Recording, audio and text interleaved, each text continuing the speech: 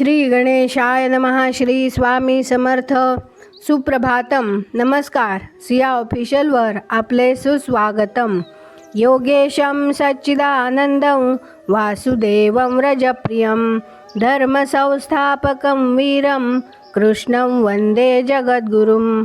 आज आपण महाभारतातल्या पहिल्या खंडातल्या आदी पर्वातले खांडवदाह पर्व पुढे वाचायला सुरुवात करूया.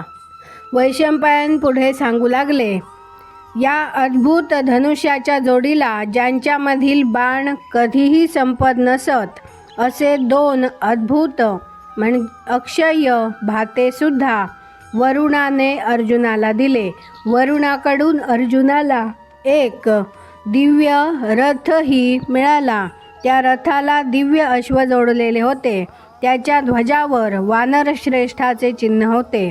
गंधर्व लोकातील रजताप्रमाणे शुभ्र वर्ण असलेले अश्व त्याला जोडलेले होते. सुवर्णमालांनी हे अश्व शृंगारलेले होते. स्वच्छ पांढऱ्या ढगांप्रमाणे त्याची शोभा होती. ते मनाच्या वेगाने धावणारे होते. अर्जुनाला वरुणाकडून प्राप्त झालेला हा रथ सर्व प्रकारच्या साधनांनी अगदी सुसज्ज होता. देवांना काय अथवा दानवांना काय, या रथाला एवढा सुद्धा धक्का लावता येणे शक्य नव्हते. त्या रथाचे तेज काही विलक्षणच होते. त्याचा घोष कानठळ्या बसवणारा होता. सर्व रथामध्ये उत्कृष्ट असलेल्या रथावरही तो मात करणारा होता. दीर्घ तपश्चर्येनंतर साक्षात भुवनप्रभू प्रजापती विश्वकर्म्याने तो बनविला होता. त्या रथाचे तेज सूर्याच्या तेजाप्रमाणे होते. त्याच रथात आरूढ होऊन पूर्वी प्रभू सोमाने दानवांचा पराभव केला होता. आकाशात नव्याने दिसणाऱ्या शुभ्र मेघांप्रमाणे त्याची झळाळी होती. त्याचे देखणे पण डोळे दिपवणारे होते. अशा त्या अद्वितीय अद्भुत दिव्य रथामध्ये वज्राचे सामर्थ्य अंगी असलेले अर्जुन आणि कृष्ण आरूढ झाले. त्या रथावर सुवर्णाची सुरुचिर अप्रतिम ध्वजयष्टी होती.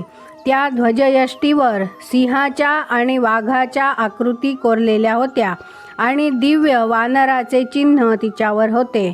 ध्वजयष्टीच्या अग्रभागी शोभणारा हा दिव्य वानर जणू सर्व जगाला जाळून टाकण्यास उद्युक्त झाल्यासारखा दिसत होता.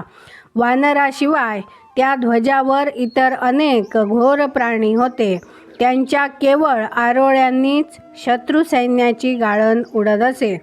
युद्धासाठी अगदी सज्ज झालेल्या, अंगावर चिलखत चढविलेल्या, हातात खड्ग धारण केलेल्या, मनगटाभोवती कातड्यांचा पट्टा बांधलेल्या, अंगुलीत राणात घातलेल्या अर्जुनाने फडकणाऱ्या असंख्य पताकांनी सुशोभित झालेल्या त्या अप्रतिम दिव्य रथाभोवती प्रदक्षिणा घातली.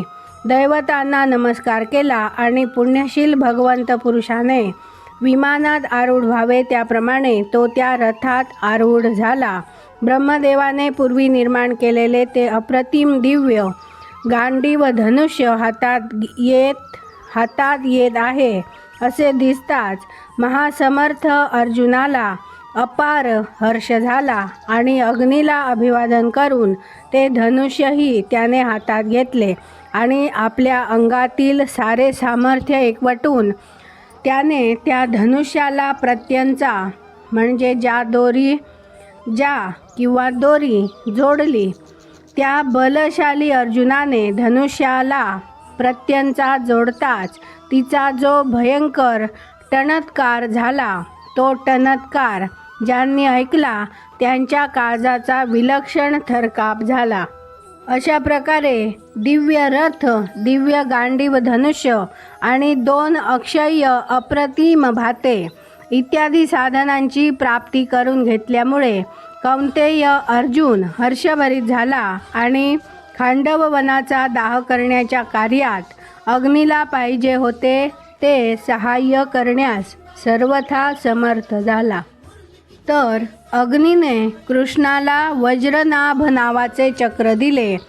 अग्नीला अतिशय प्रिय असलेले ते चक्ररूपी अस्त्र प्राप्त होताच कृष्णही परमसमर्थ झाला आणि अग्नी कृष्णाला म्हणाला, कृष्णा, या वज्रनाभ चक्राच्या बळावर तू अतिमानुष व्यक्तींचा सुद्धा रणात सहज पराभव करशील, यात कसलीही शंका नाही.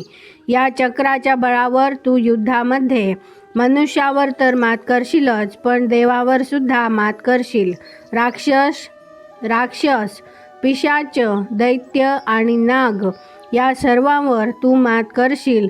इतकेच नाही तर त्यांचे निर्दालन करण्यास सुद्धा तू समर्थ होशील. हे अगदी निर्विवाद आहे. कृष्णा, रणांगणात हे चक्र शत्रूवर तू जितक्या वेळा फेकशील तितक्या वेळा शत्रूंचे निर्दालन करून हे जसेच्या तसे तुझ्या हातात पुन्हा परत येईल. यानंतर वरुणाने वज्राप्रमाणे धडाका असलेली कौमोदकी नावाची दैत्यांचे निर्दालन करणारी भीमरूपी महारुद्र गदा दिली.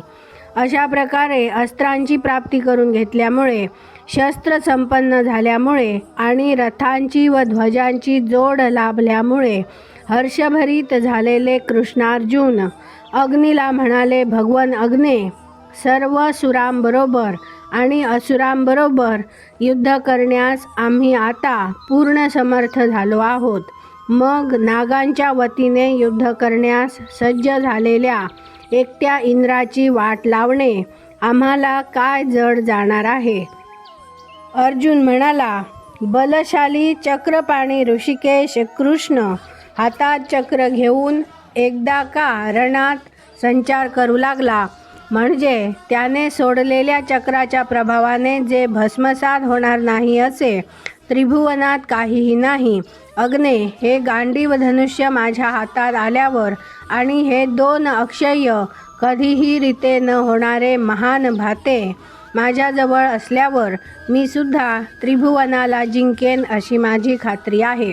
भगवान अग्ने, या खांडव वनाला तू आजच 4ही बाजूंनी वेढा घाल आणि अमर्याद प्रदीप्त हो.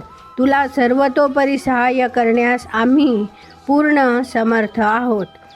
वैशंपायन म्हणाले, दाशार्ह कृष्ण आणि अर्जुन असे बोलल्यावर अग्नीने तीव्र तेजाने तळपणारे उग्र रूप धारण केले आणि ते खांडव वन